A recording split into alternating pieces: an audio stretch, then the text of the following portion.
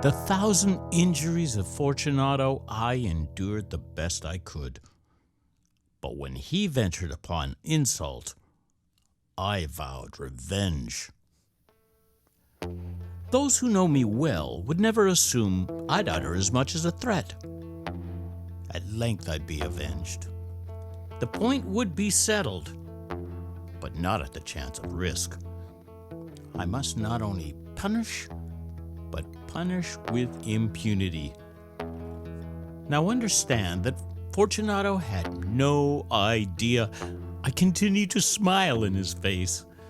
Little did he know that my smile now was with thoughts of his immolation. Fortunato had a weak point. Although otherwise a man to be respected, even feared, he prided himself as a connoisseur of wine. Few Italians have that true virtuoso spirit. In painting and gemmery, like his countrymen, he was a quack. In the matter of old wines, he was sincere. However, I too was skillful in the Italian vintages, and I bought largely whenever possible. It was about dusk one evening in the supreme madness of the carnival season when I encountered my friend. He accosted me with exuberance, for he'd been drinking much. I was so pleased to see him, I thought I should never stop wringing his hand. Fortunato, how lucky for me to have met you.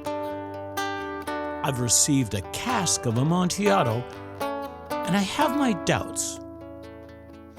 A cask, he said, in the middle of the carnival? Impossible. I have my doubts, and I paid full Amontillado price for it without consulting you. I was afraid of losing a bargain. Amontillado. I have my doubts, and I must satisfy them. I was just on my way to see Lucchesi. Lucchesi can't distinguish Amontillado from sherry. Some fools say that his taste is a match for yours. Come, let us go, he said. Where? To your vaults. My friend, no, I can't impose on your good nature in the middle of the carnival. You must have an engagement. He said, I have no engagement. Come. Then he grabbed my arm and we headed towards my palazzo. There were no attendants at home. They'd absconded to indulge in the festivities. I told them I would not return before morning and not to leave the house.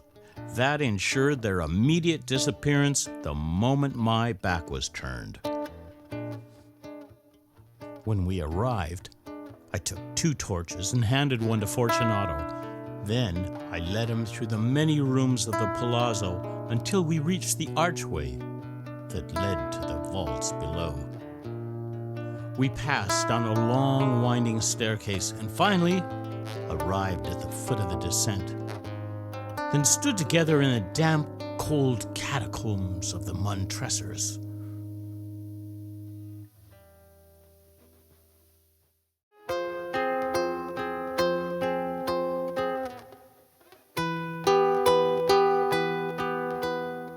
My friend was unsteady, his intoxication prevailing.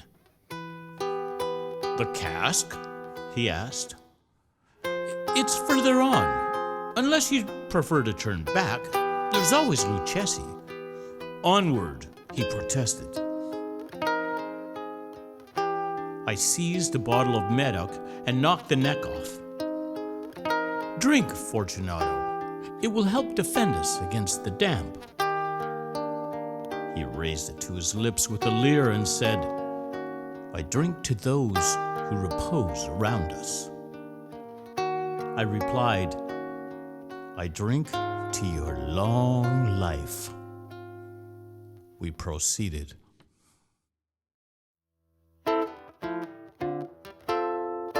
We passed through walls of piled bones and casks, into the far recesses of the catacombs.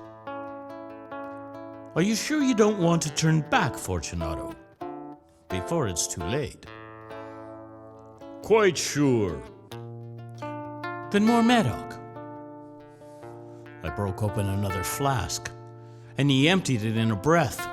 He laughed out loud, then flung the bottle in the air with a gesture I did not understand. You don't comprehend? He asked. No. You aren't of the Brotherhood? Excuse me? You aren't of the Masons? Yes, of course, I said. The Masons. You, a Mason? Impossible. A Mason, I confirmed. A sign. It is this, I said, and produced a trowel from beneath my cloak. Ha ha ha! You jest! Ha ha! But let's proceed to the Amontillado. So be it. I offered my arm, and he leaned on it heavily. We passed through a range of low arches, descended, then more arches, and another descent, finally arriving at a deep crypt.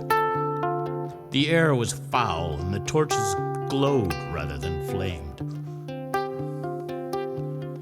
We continued to the most remote end of the crypt, where we came upon another, only smaller. The walls were lined with human bones, piled to the ceiling. Another dominated the middle of the room, piled to nearly 4 feet. Beyond that was a darkened recess, backed by a sheer face of solid granite and flanked by 2 massive supporting beams. In vain, Fortunato lifted his dull torch to peer into the darkened room. Proceed, I said. Herein is the Amontillado. And as for Lucchesi, he's an ignoramus, interrupted my friend. He stepped unsteadily forward, and I followed on his heels. In an instant, his progression was halted by the wall of granite. He stood bewildered, weaving stupidly. In another moment, I had him tethered to the granite wall.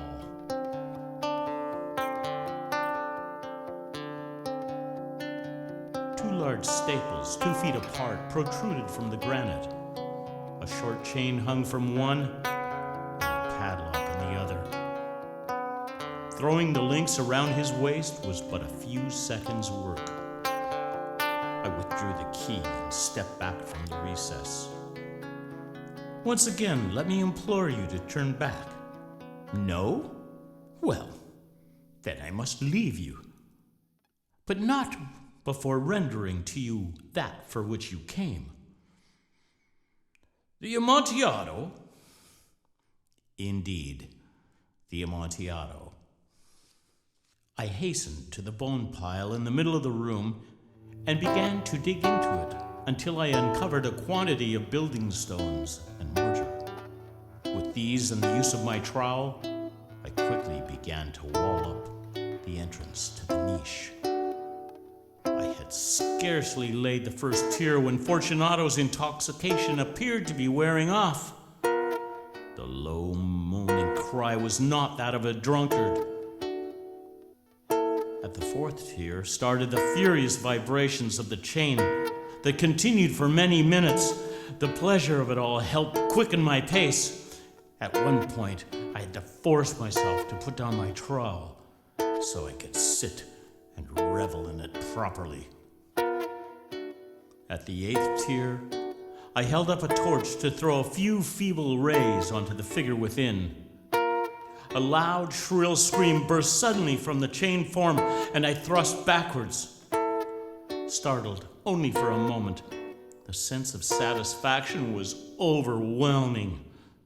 So I echoed my friend, louder in volume and in strength. This silenced him completely, and I commenced to building the wall. Finally, Only one stone remained to place. Now from the niche came a low, guttural laugh, difficult to recognize as that of Fortunato. Ha ha ha! Hee! A very good joke indeed. An excellent jest. We shall have many a rich laugh about it at the palazzo. Over wine. Amontillado. Yes, Amontillado, he agreed. But is it not getting late? Lady Fortunato and the others will be waiting. Let us be gone. Yes, I said. Let us be gone. And with that, I thrust a torch through the remaining aperture and let it fall within. Fortunato's last piercing protest was silenced at the placement of the final stone. Then I re-erected the old rampart of bones against the portentous new wall, where it has since remained undisturbed by a single mortal for over half a century. Impasse.